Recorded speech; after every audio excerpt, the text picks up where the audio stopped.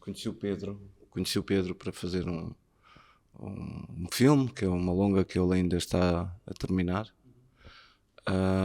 E ele tinha textos de vários autores e do Sabatini, e também usava textos do Buchner, Leôncio e Helena. E ele convidou-me para fazer um papel nesse filme. Entretanto, como era um filme que é um work in progress, também juntou textos do Wojciech. Ainda não tínhamos terminado a rodagem, foi feita em várias fases. Uma altura que ele me disse, me perguntou se eu já tinha feito o Wojciech. Eu disse que não. Surgiu-me então a ideia de desafiá-lo então para fazer o Wojciech em teatro. Sim, como uma estreia para ele também. Também como uma estreia para o Pedro e uma espécie de continuação do trabalho que estávamos a fazer no filme. Entretanto, eu comecei a pensar nisso, falei com a Carolina e decidimos então começar a arrancar para isso. Encontrar os apoios, os parceiros para produzir este espetáculo, e decidimos começar a fazer a tradução, uma versão do Wojciech, porque sempre me pareceu a mim que aqui existia, ou a que usámos no filme, que foi do João Barrento, que havia ali coisas que poderíamos procurar melhor o sentido, e então resolvemos traduzir. Primeiro começamos por traduzir algumas cenas só para o filme e depois começámos a traduzir, então decidimos traduzir a peça toda.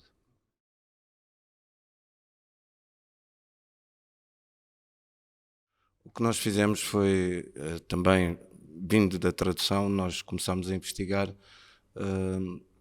esta peça, que não é uma peça de facto, é um puzzle, porque é uma peça inacabada. O que existe são manuscritos e é preciso fazer uma montagem desses textos.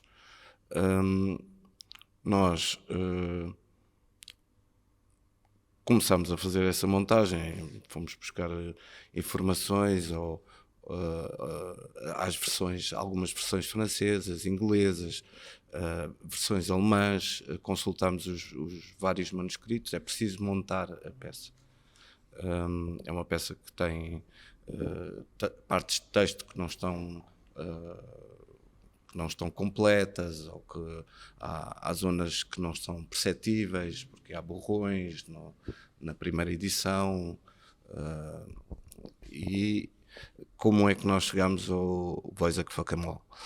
É uma frase da Marie, que pode ser traduzida que se lixem todos ou vão todos para o diabo, e nós resolvemos traduzir porque achámos mais justo hoje dizer que se fodam todos, homens e mulheres.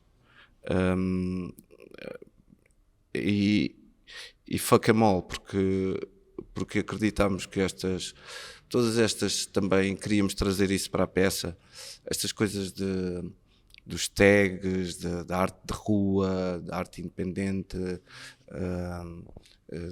esta coisa de uma expressão que existe na rua, que tem a ver com uma voz que está apagada e que está fora normalmente das vias de comunicação coletiva ou social. E então pusemos mesmo esta coisa do Fakemol com um apóstrofo, um EM, outro apóstrofo e um OL, quase que podia ser um tag que aparecia na rua. E foi por aí. Então, isto aqui, não queres falar da tua relação com os cogumelos? De quem? Do próprio Wojciech, acho que era mais interessante. Sim, começando por aí, sim. Ou seja, o Wojciech é submetido, isto também é uma situação que ainda hoje vemos. Ele é submetido, ele arranja porque o Wojciech era uma pessoa que ele foi aprendiz fazia perucas, foi o que ele aprendeu como ofício, mas depois começou a fazer todo o género de pescados. Tornou-se mercenário, trabalhou em várias estações de guerra, isto durante as guerras napoleónicas, invasões, todos os conflitos que existiam na altura na Europa. Ele trabalhou, fazia vários serviços dentro do exército, fazer a barba, e também foi cobaia.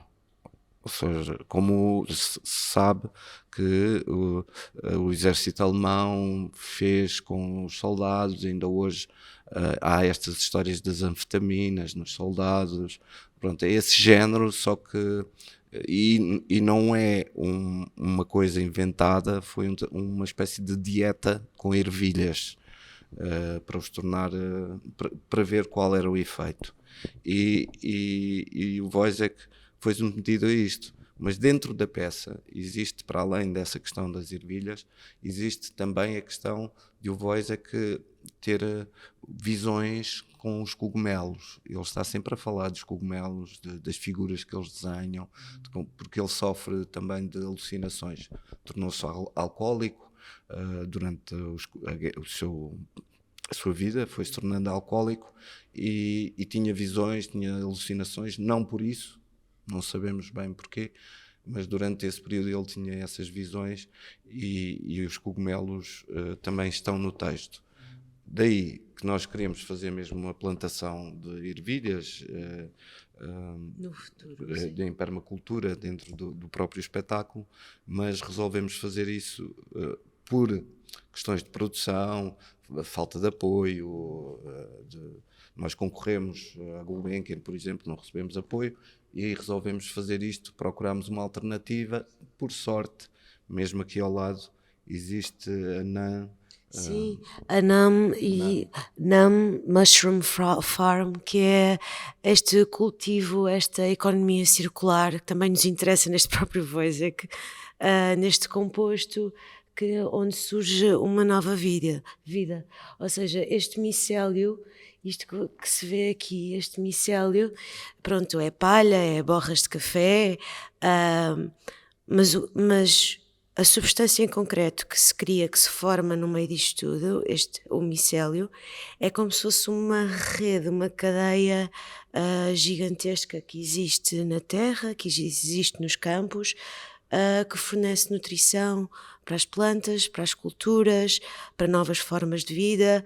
Também fornece a tal seleção natural, que é fungos que se propagam também através deste micélio quando precisam que uma espécie reduza a população. Isto também acontece. Ou seja, é como se fosse uma espécie de cama na mãe terra, onde se propagam todos os nutrientes, onde se condensa toda a umidade, e é daqui que surgem novas vidas, e é daqui que também, neste composto, é onde permanecem também vidas passadas. E é este ciclo, este ser que é um composto, este Wojciech que se repete ao longo dos tempos, esta Marie que também se repete ao longo dos tempos, e estas relações de poder também se vão repetindo ao longo dos tempos. Este manifesto. Sim, queria só dizer que, ou seja, isto aqui são as borras de café desperdiçadas, que eles juntam com micélio e com outros materiais, penso que é palha, juntam assim e criam culturas de cogumelo. Essas culturas são os cogumelos que depois são vendidos para consumo, e de novo a seguir isto transforma-se em composto para ser outra vez para a agricultura. Portanto, é uma coisa circular que nos interessa, e também tem a ver com as relações económicas do mundo, respostas ao mundo que vão existindo no nosso tempo, procurar alternativas para responder a esta grande diferença, algumas que funcionam, outras não, ou que poderão ainda não saber se vão funcionar ou não, mas que são tentativas de resposta a este grande problema que continuamos a ter, que é a diferença entre pobres e ricos. Quando começámos isto, pensámos que o Pedro poderia encontrar um dispositivo de marionetes, também inspirado um bocado na experiência que ele teve no Japão, e criar uma coisa de sombras. Também não nos esquecermos da experiência que tivemos no filme, queríamos ter qualquer coisa de cinema também, e o Pedro foi construindo. Mantivemos, sobretudo, a nossa ideia era fazermos a Marie e o Wojciech, e as outras personagens serem maioritariamente objetos. Usamos bastante o micélio para se tornar o filho da Marie, o capitão, o pregoeiro. Existem várias personagens que são construções com o micélio e com outros detalhes que o Pedro foi construindo, mecânica de tornar isto também um processo mais ou menos artesanal, ou seja, da forma como vamos construindo a peça, com roldanas, com objetos que balouçam, com um telão para criar sombras, para haver assim uma espécie de cinema rudimentar. Há personagens que são só sombras, e fomos construindo isto para e passo. Fomos tentando, viemos instalar-nos aqui para aí 2 meses antes da estreia. O edifício estava ainda em obras. Fomos nos instalando aqui com Marta, com Natos, e conseguimos a data da apresentação com o ZDB e com a Boca, e começámos a ir construindo aqui. Foi positivo também estarmos diretamente aqui, ou seja, não tivemos que estar noutro sítio a imaginar que estávamos aqui. Fomos construindo, usamos o espaço que existe como cenário também, e fomos construindo também sonoridades e procurando alternativas para sermos só eu, a Carolina e o Pedro. É claro que a pessoa que estiver no som também contribui diretamente para a peça, e fomos construindo também. O que nos interessou também foi o que fomos descobrindo sobre a história do Buchner, como escreveu este texto, porque é que acabou e não o acabou, porque é que não acabou o texto, quem era Franz Wojciech, o que é que aconteceu, porque é que ele, o processo só uma coisa, o processo dele de julgamento demorou 3 anos, e foi a primeira vez que a saúde mental de alguém foi tida em conta para decidir a pena. Enfim, acabou por ser decepado em público, mas, e pronto, e enfim, é um sinal dos tempos e da humanidade, mas a verdade é que foi pela primeira vez tida em conta a saúde mental de alguém para decidir sobre a pena que seria sujeito.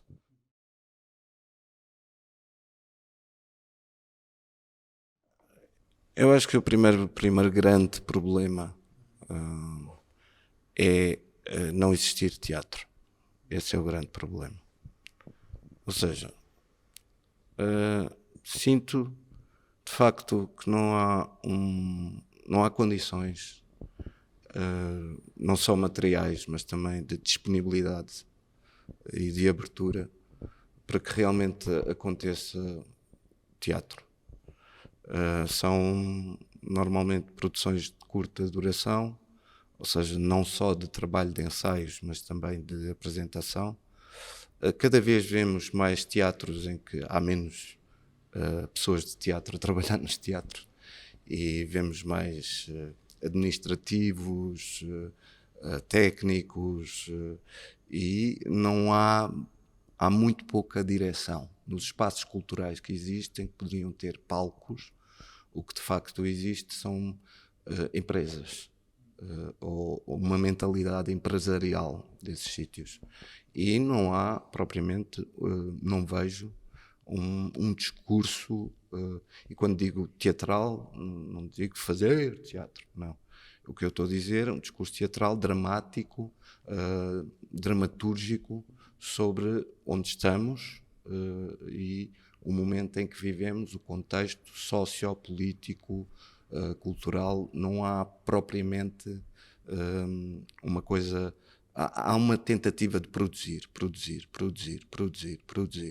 E muito mesmo a comunidade teatral que vai conseguindo fazer as suas coisas. É claro que há discursos acutilantes, há pessoas que estão a tentar fazer coisas, mas somos todos enredados, amarrados nestas questões de públicos,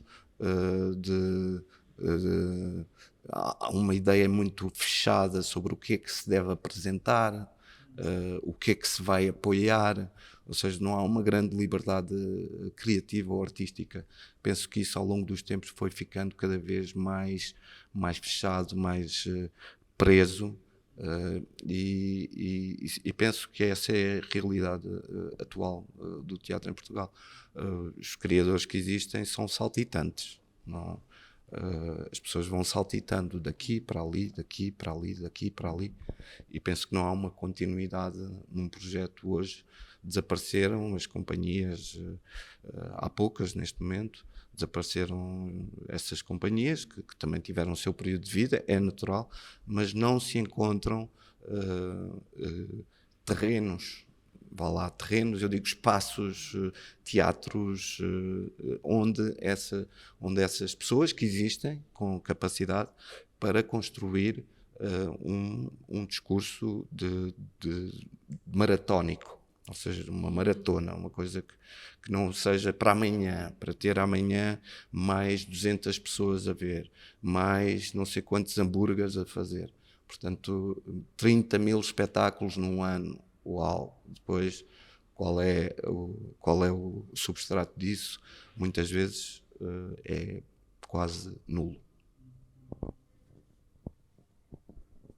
Mas acho que também é muito difícil,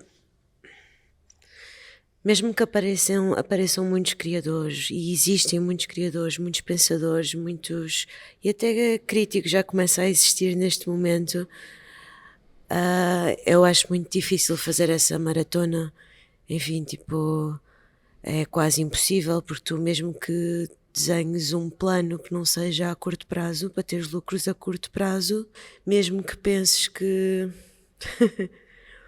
mesmo que vais contra essa maré, eu acho que não tens qualquer estrutura, não tens qualquer possibilidade de implementar uma estrutura ou implementar um financiamento para um grupo de pessoas que queiram trabalhar. Eu sinceramente acho isso catastrófico, mas já passei a fase de é impossível trabalhar nesta área, é impossível. É possível, com condições precárias, sim. É possível de vez em quando termos uma sorte de sermos recebidos, por exemplo, aqui com a Boca e com a ZDB. Foi uma sorte também. Pronto, esse apoio não chegava, e termos tido também o grupo coletivo Paletten lá, que não está em Lisboa, está em Saboia, Santa Clara, não é? Bem longe daqui. Eu nunca sinto tipo esperança neste mundo profissional. Que estamos a tentar dar, não é? Nem vou dar respostas. Eu acho que as respostas virão, sei lá, um século depois de eu morrer. Mas agora, neste momento, em termos de arte em Portugal, aquilo que me interessa é reunir um máximo de artistas, um máximo de pensadores possíveis e imaginários portugueses e lá fora também, encontrar, fazer, tentar arranjar as condições mínimas para se poder criar, não aceitar caixas baixos, por favor, já chega. não aceitar condições precárias, tentar dizer não, façam eles. Isto é muito difícil, isto é tudo muito difícil, mas vai-se fazendo aos poucos. Muito obrigado. Tá, obrigada.